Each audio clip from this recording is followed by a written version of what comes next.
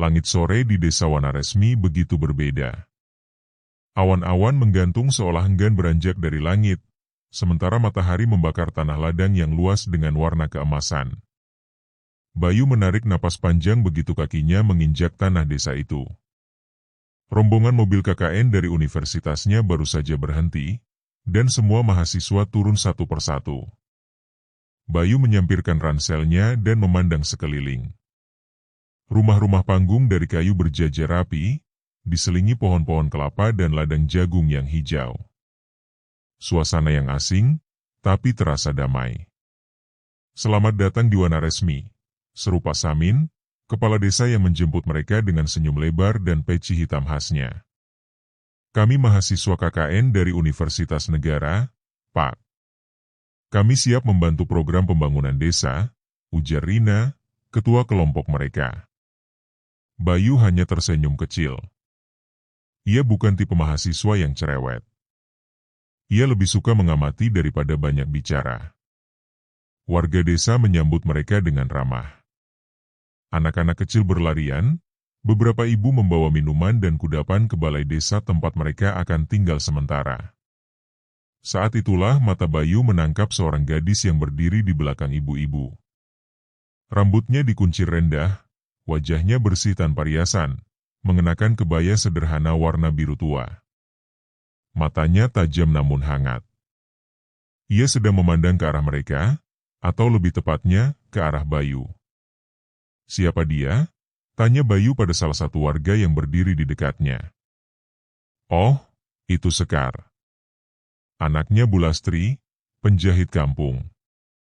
"Cantik ya?" bisik ibu itu sambil terkikik kecil. Bayu hanya tersenyum. Matanya masih terpaku pada Sekar yang kemudian berbalik dan masuk rumah di dekat ladang.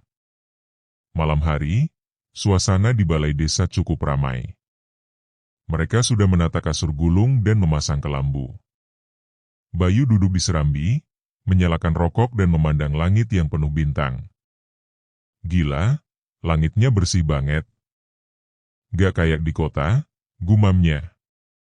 "Ternyata KKN itu bisa kayak liburan juga ya, kalau desanya begini," kata Wawan, teman satu kelompoknya. Bayu mengangguk. Tapi pikirannya masih belum lepas dari gadis tadi. Sekar. Esok paginya, mereka mulai survei wilayah. Desa Wanaresmi sedang dalam program pembuatan jalur irigasi baru.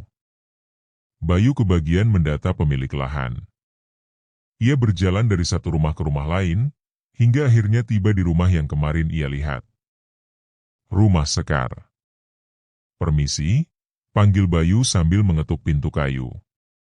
Tak lama kemudian, Sekar membukakan pintu. Hari itu ia mengenakan kain batik dan kaos putih yang sederhana. "Mas dari KKN-nya?" tanyanya lembut. "Iya. Saya Bayu. Lagi survei pemilik lahan untuk program irigasi." Sekar mengangguk dan menyuruhnya masuk. Ia mempersilakan Bayu duduk di ruang tamu yang sederhana tapi bersih. Dindingnya dipenuhi bingkai foto hitam putih dan kain tenun. "Ibu lagi di ladang. Tapi saya tahu data lahannya," ujarnya sambil membawa map lusuh dari laci. Bayu memperhatikan cara Sekar berbicara. Tenang, jelas, dan sopan. Ada kecerdasan yang tersembunyi dalam tutur katanya. Ini bukan gadis desa biasa. "Sekar, kamu sekolah sampai mana?" tanya Bayu sambil mencatat. "Sampai SMA, Mas. Lulus, tapi nggak kuliah.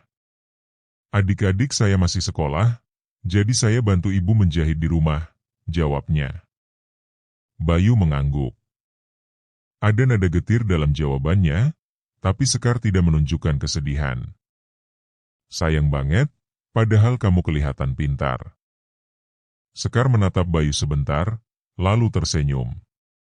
Senyum itu menghantam sesuatu di dalam dada Bayu. Malamnya, Bayu tak bisa tidur. Pikirannya kembali pada Sekar. Bukan hanya karena kecantikannya, tapi karena tatapan matanya, caranya bicara, cara dia memegang pena saat menuliskan ukuran lahan ibunya di map siang tadi. Selama seminggu berikutnya, Bayu sengaja memilih rute kerja bakti yang melewati rumah Sekar. Kadang pura-pura mampir untuk bertanya sesuatu, kadang memang benar-benar butuh bantuan. Sekar selalu menyambut dengan hangat, namun tetap menjaga jarak.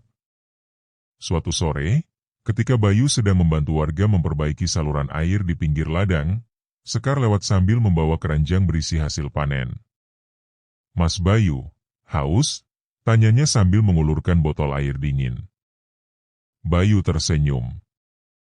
"Kamu tahu aja aku nungguin kamu." Sekar tertawa pelan. Masnya GR. Itulah pertama kalinya mereka tertawa bersama. Hari itu senja turun lebih lambat dari biasanya. Atau mungkin, waktu memang melambat ketika cinta mulai tumbuh diam-diam.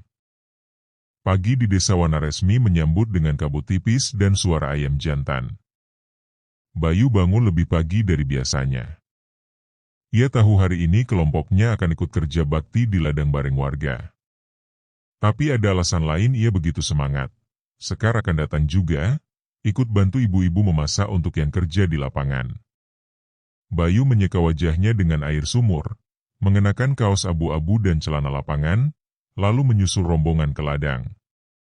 Udara masih segar, tanah sedikit becek, dan aroma dedaunan basah membuat pikirannya terasa damai.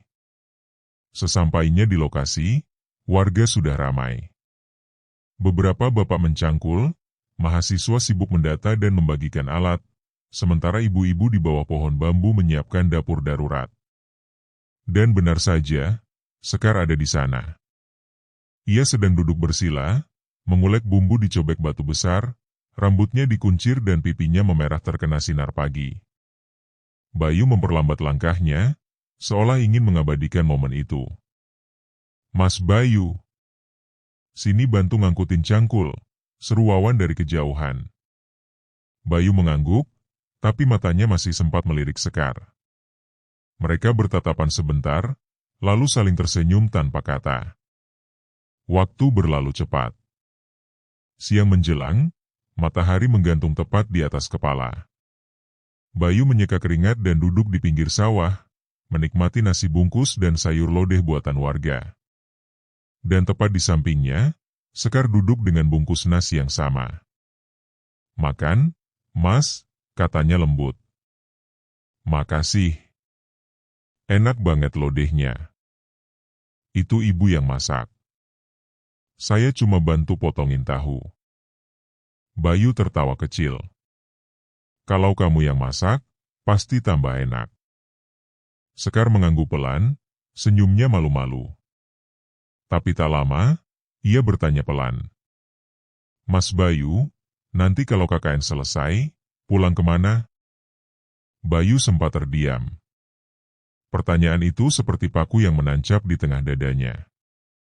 "Jakarta," jawabnya. "Aku dari Tangerang, sih. Tapi ya balik ke Jakarta, nyari kerja, hidup di kota lagi." Sekar mengangguk. Matanya menatap ke arah ladang yang luas. "Kadang saya mikir, orang kota enak ya. Bisa sekolah tinggi, bisa lihat dunia. Kita di sini ya cuma muter-muter di sawah, pasar, rumah." Bayu menoleh padanya. "Tapi kamu punya ketenangan. Punya langit seindah ini setiap hari. Aku iri, tahu?" Sekar tersenyum lagi.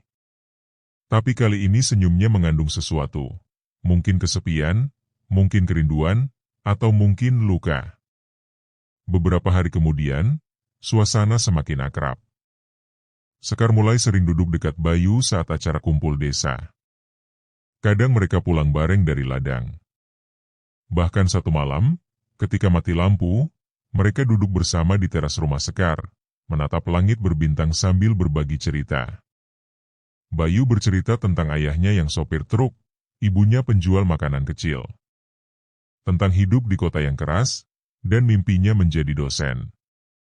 Sekar bercerita tentang ayahnya yang meninggal waktu ia SMP, tentang dua adiknya yang masih sekolah, Dan betapa ia ingin sekali kuliah tapi tak pernah punya kesempatan. Kalau aku kuliah, aku pengen ambil sastra, katanya pelan. Kenapa sastra? Aku suka baca, suka nulis juga. Kadang malam-malam aku tulis puisi di buku bekas, jawabnya malu-malu. Bayu menatapnya. Hatinya bergetar. Di balik kesederhanaan Sekar, tersembunyi dunia yang dalam. Kamu luar biasa, Sekar, ujar Bayu pelan. Aku belum pernah ketemu orang kaya kamu. Sekar menunduk. Mas Bayu terlalu baik. Dan malam itu, di bawah cahaya remang bulan dan bintang, mereka hanya duduk berdua. Tanpa sentuhan. Tanpa janji. Tapi hati mereka sudah saling terhubung. Namun semua tak selamanya indah. Beberapa pemuda desa mulai mencibir kedekatan mereka. Salah satunya adalah Narto, pemuda lokal yang sejak dulu naksir Sekar, tapi selalu ditolak. Gak usah GR, Mas KKN. Sekar itu anak sini. Hati-hati, jangan main-main, kata Narto saat berpapasan dengan Bayu di warung kopi. Bayu menatapnya dingin. Saya nggak main-main. Bagus. Soalnya cewek kayak Sekar bukan buat digantung. Bayu tak menjawab. Tapi dalam hatinya, pertanyaan itu muncul juga. Apa aku cuma sementara buat dia? Apa dia juga cuma sementara buatku?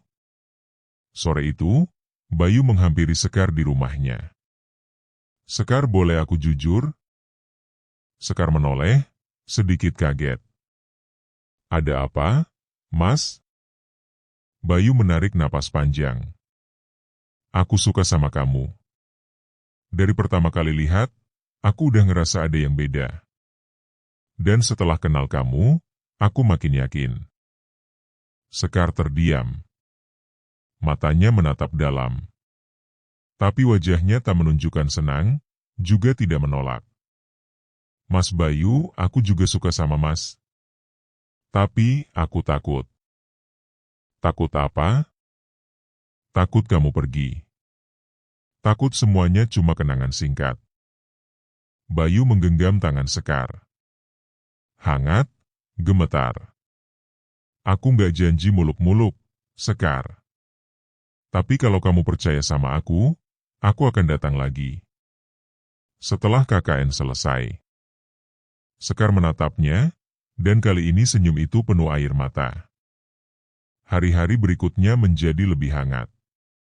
Setiap pagi Bayu merasa seperti ingin bangun lebih cepat, meski badannya masih pegal karena kerja bakti. Semua karena satu hal, Sekar. Gadis itu kini menjadi pusat semestanya selama di desa. Senyumnya, caranya berjalan, suara tawa kecilnya saat melihat Bayu gagal menyalakan lampu minyak, semuanya terekam di benak. Tapi di balik tawa itu, Bayu tahu ada bayang-bayang yang menunggu, waktu yang terus berjalan.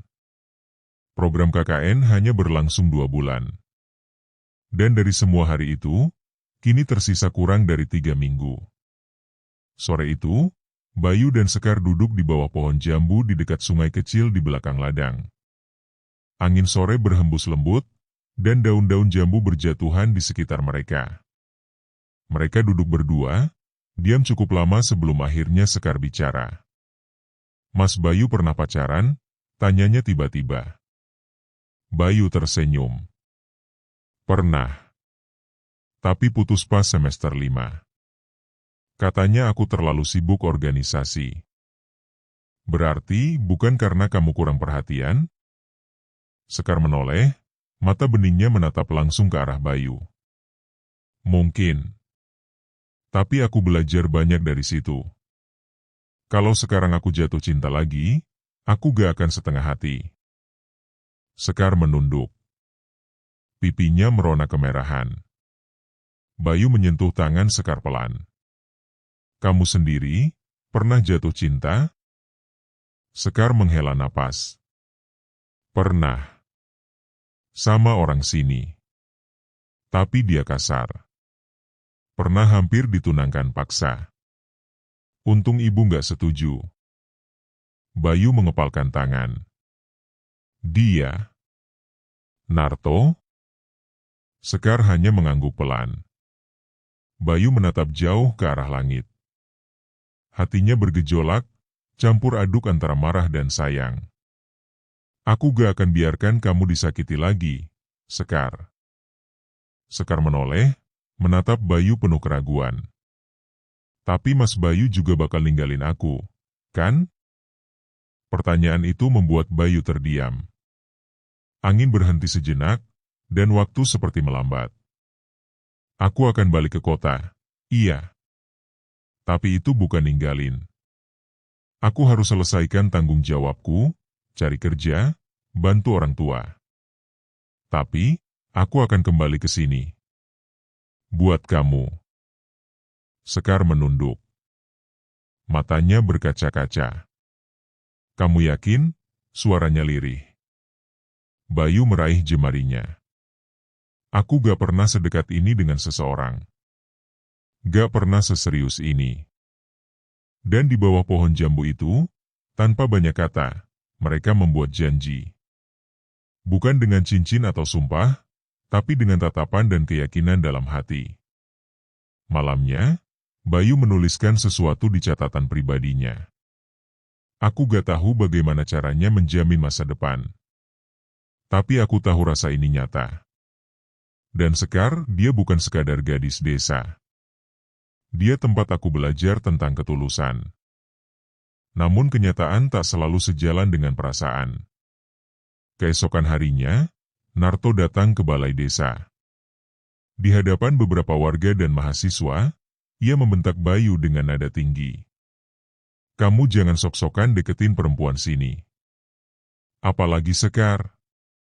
Dia bukan buat main-main. Bayu berdiri tenang, tapi matanya tajam. Aku gak main-main. Kalau emang serius, bawa ke kota sana. Jangan cuma bikin janji manis. Suasana menjadi tegang. Warga mulai berkerumun. Sekar yang melihat dari kejauhan hanya bisa menunduk, malu dan takut.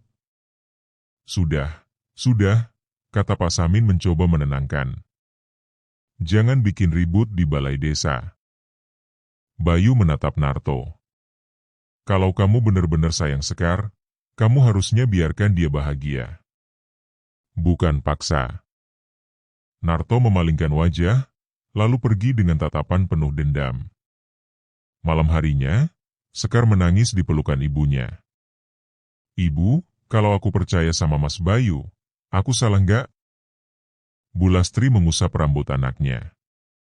Kalau hatimu yakin, Sekar.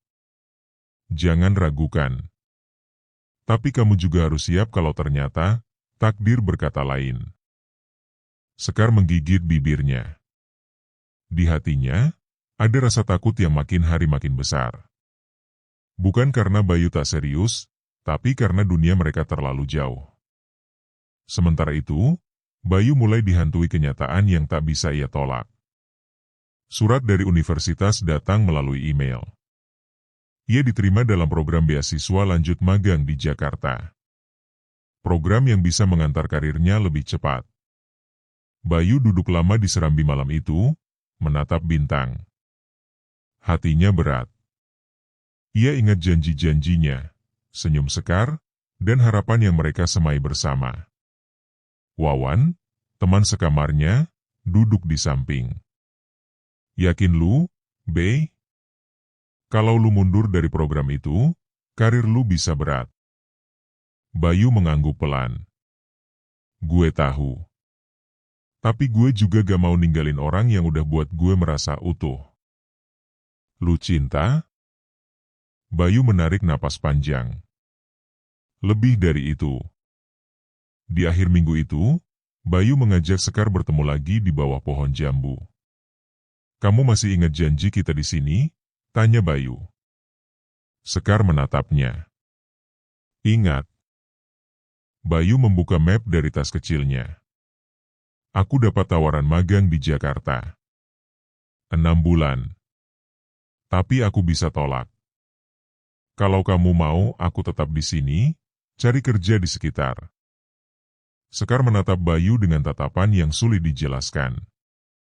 Jangan tolak kesempatan itu.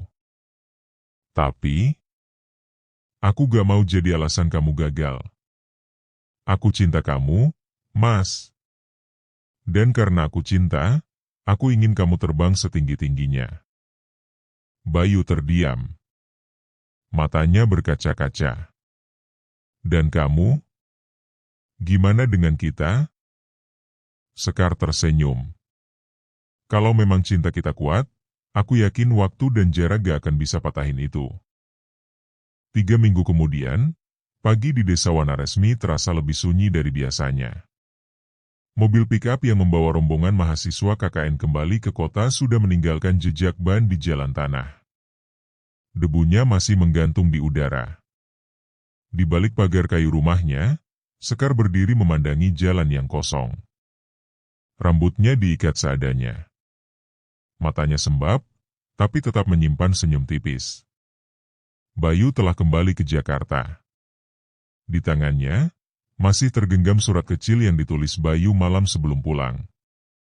Sekar, aku tidak tahu bagaimana hidupku ke depan. Tapi aku tahu satu hal, aku ingin kamu jadi bagian darinya. Tunggu aku. Aku akan kembali, bukan hanya untuk menepati janji, tapi untuk memulai hidup yang baru bersamamu. Sementara itu di Jakarta, Bayu kembali tenggelam dalam rutinitas. Magangnya dimulai 2 hari setelah sampai. Kantor konsultan sosial tempatnya bekerja memang bukan perusahaan besar, tapi kesempatannya luar biasa. Ia diberi proyek ke lapangan, membuat laporan desa, bahkan dilibatkan dalam proposal kerjasama dengan kementerian. Tapi setiap malam, sebelum tidur, ia membuka galeri HP dan melihat foto terakhirnya dengan Sekar, di ladang, dengan langit senja di belakang mereka. Wajah Sekar yang menoleh sambil tersenyum, rambutnya tertiup angin, dan tangan Bayu menggenggam tangannya. Bayu mencoba menghubungi Sekar seminggu sekali. Sinyal di desa tak selalu bagus. Kadang hanya lewat pesan singkat, kadang lewat telepon yang putus-putus. Mas, tadi jagungnya panen lumayan. Tapi adik demam. Sekar, jaga kesehatannya. Kalau butuh apa-apa, bilang.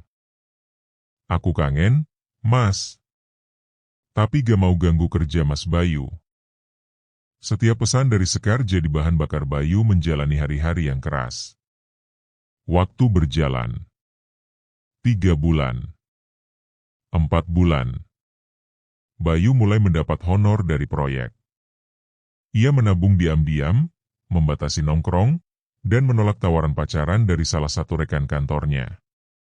Sementara itu, Sekar sibuk menjahit dari pagi sampai malam. Ia menyisihkan penghasilan untuk beli pulsa, kadang menitip pada Pak RT agar bisa pinjam HP warga saat ingin telepon Bayu lebih lama. Namun, jarak tak selalu bisa ditahan hanya dengan niat baik. Suatu hari, Bayu tak bisa menghubungi Sekar. Pulsa Sekar habis, sinyal sedang mati. 3 hari, 4 hari hening. Bayu mulai gelisah. Hatinya dipenuhi pikiran buruk. Hingga suatu malam, saat Bayu lembur di kantor, HP-nya berdering. Nomor tak dikenal. Mas Bayu, suara perempuan. Iya. Ini siapa? Saya Bulastri, ibunya Sekar. Bayu langsung berdiri dari kursinya. Ibu Lastri? Ada apa dengan Sekar? Saya minta maaf. Sekar gak kenapa-kenapa, cuma dia demam tinggi sudah seminggu. Tapi dia gak mau ke puskesmas, katanya gak mau ganggu Mas. Dia terus bilang, Mas Bayu lagi sibuk. Bayu membeku. Rasanya seperti ditinju di dada. Bu, besok saya ke sana. Saya ke Wanaresmi. Keesokan harinya, Bayu izin dari kantor dan langsung naik bus pertama menuju desa. Sepanjang perjalanan, pikirannya berkecamuk. Hatinya menyesal. Ia terlalu fokus pada impian kotanya, sampai lupa bahwa ada seseorang di desa yang menantinya dengan harapan dan kepercayaan penuh. Sesampainya di rumah Sekar, suasana hening. Sekar terbaring lemah di kamar. Wajahnya pucat, tubuhnya panas. Bayu langsung menggenggam tangan Sekar yang dingin dan lembab. "Sekar, ini aku." Sekar membuka matanya perlahan. Senyumnya muncul samar. "Mas Bayu datang juga, ya?" Bayu nyaris menangis. "Maaf, aku terlambat." Sekar menggeleng pelan. "Kamu gak pernah terlambat. Aku percaya kamu datang." Bayu memeluknya erat, seakan ingin menebus semua jarak dan waktu yang hilang. 2 hari Bayu di desa. Ia membawa Sekar ke puskesmas, membelikan obat, dan menjaga di sisi ranjang. Dan di hari ketiga, saat Sekar mulai membaik, Bayu duduk di teras bersama Bu Lastri. "Saya serius, Bu," kata Bayu mantap. "Saya ingin melamar Sekar. Mungkin belum sekarang. Tapi saya akan datang lagi, kali ini bersama orang tua saya." Bu Lastri menatapnya lama. Matanya berkaca-kaca. "Saya tahu kamu orang baik, Nak. Tapi yang terpenting, jaga hati Sekar. Jangan biarkan dia berharap sendirian lagi." Bayu mengangguk. "Saya janji, Bu." Saat Bayu harus kembali ke kota, perpisahan kali ini terasa berbeda. Bukan perpisahan penuh ragu, tapi penuh harap. Di bawah pohon jambu tempat mereka biasa bertemu, Bayu menggenggam tangan Sekar. 6 bulan lagi. Aku akan kembali. Bukan lagi sebagai mahasiswa, tapi sebagai laki-laki yang datang untuk mengambilmu sebagai istriku." Sekar meneteskan air mata, tapi senyumnya tak pernah seindah itu. "Aku akan menunggu, Mas. Aku percaya." 6 bulan berlalu. Waktu yang terasa seperti ujian bagi dua hati yang telah saling mengikat janji. Bagi Bayu, hari-hari itu penuh kerja keras. Ia menyelesaikan program magangnya dengan baik, mendapat rekomendasi langsung dari atasannya, dan mulai diterima di perusahaan konsultan tetap. Hidupnya mulai stabil. Tapi dalam setiap pencapaian itu, hanya satu yang memenuhi pikirannya, Sekar. Dan hari itu pun tiba. Bayu berdiri di depan cermin. Kemeja putih, celana bahan, dan sepatu terbaik yang ia miliki. Di tangannya ada map berisi surat lamaran kerja, bukan untuk perusahaan, tapi untuk hidup bersama Sekar. Di sampingnya, ayah dan ibunya bersiap dengan raut gugup dan bahagia. "Ibu siap?" tanya Bayu. Ibunya tersenyum. "Sudah dari dulu. Ibu pengen kamu pulang, bukan cuma ke rumah, tapi ke hati seseorang." Mereka menempuh perjalanan panjang. Kali ini bukan dengan rombongan mahasiswa, bukan dengan pick-up, tapi dengan mobil sewa yang Bayu sendiri yang bayar dari gaji pertamanya. Sepanjang perjalanan, ia terus memandangi cincin sederhana yang ia beli diam-diam di Jakarta. Bukan berlian, bukan emas berat, tapi cukup untuk melambangkan niat tulusnya. Sesampainya di desa Wanaresmi, angin sore masih sama. Aroma tanah, suara jangkrik, dan sorot senja yang seolah tahu, ini adalah babak akhir dari sebuah penantian. Sekar sedang duduk di serambi rumah, menjahit pakaian pesanan tetangga. Wajahnya terangkat perlahan ketika suara mobil berhenti di depan pagar bambu. Matanya membelalak, dan jahitannya terhenti. "Mas Bayu," bisiknya. Bayu turun dari mobil, menatapnya dengan senyum penuh haru. Di belakangnya, kedua orang tuanya ikut keluar. Sekar berdiri perlahan. Tangannya gemetar. Tak percaya. Tapi kali ini bukan mimpi. Bayu benar-benar datang. "Maaf aku lama, Sekar," ucap Bayu, berjalan mendekat. Sekar tertawa kecil, matanya mulai basah. Aku tahu kamu bakal datang. Bayu berhenti di hadapannya, lalu berlutut. Ia mengeluarkan cincin dari saku dalam kemejanya. Sekar, aku gak punya banyak. Tapi aku punya satu hal yang tak pernah berubah, perasaan ini. Maukah kamu jadi istriku? Air mata Sekar menetes. Ia tak menjawab dengan kata-kata. Hanya mengangguk sambil tertawa dan menangis sekaligus. Malam itu, rumah Bulastri dipenuhi tamu. Para tetangga datang membawa senyum dan ucapan selamat. Narto, yang dulu menyimpan dendam, hanya melihat dari kejauhan, lalu pergi dalam diam. Tidak semua cerita cinta dimenangkan dengan kekuatan. Tapi Bayu dan Sekar tahu, mereka menang karena kesabaran. Di ruang tamu, Bayu duduk bersama ibunya dan Bulastri. Ibu cuma mau Sekar bahagia, kata Bulastri pelan. Ibu tenang saja, Bu, jawab Ibu Bayu. Kami anggap Sekar anak sendiri. Dua ibu saling menggenggam tangan. Tidak ada latar belakang kota atau desa yang bisa memisahkan dua keluarga saat cinta yang mempertemukan. Beberapa bulan kemudian, pernikahan sederhana diadakan di balai desa. Tanpa gaun mewah, tanpa dekorasi megah, tapi penuh cinta. Bayu mengenakan batik coklat tua. Sekar mengenakan kebaya putih dengan rambut disanggul rapi. Di hadapan penghulu dan warga desa, mereka mengucap ijab kabul dengan lancar. Tepuk tangan membahana, tangis haru tumpah ruah. Sekar tak berhenti tersenyum sejak pagi. Bayu menggenggam tangannya erat, seakan tak mau melepaskan seumur hidupnya.